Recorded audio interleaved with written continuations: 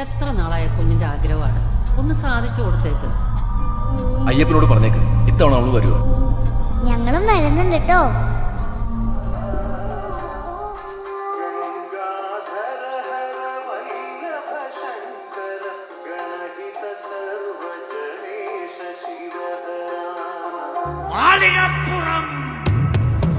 നമ്മുടെ തിരുമുടിക്കെട്ടുമായി മലകയറി വരുന്ന സ്ത്രീകളും പെൺകുട്ടികളുമായ കന്യസ്വാമിമാർക്ക് ചരിത്രത്തിൽ അങ്ങനെ ഒരു വിളിപ്പേരുണ്ടായി. മാളികപ്പുറം.